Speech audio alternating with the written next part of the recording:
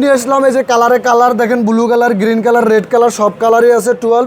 Colour তো বুঝলাম, price ভালো হবে ভাই। প্রাইস মাত্র 38,000 টাকা ভাই। 38,000 টাকা 12 মাত্র 38,000 টাকা। এর চেয়ে আর কি মানে পানির দাম।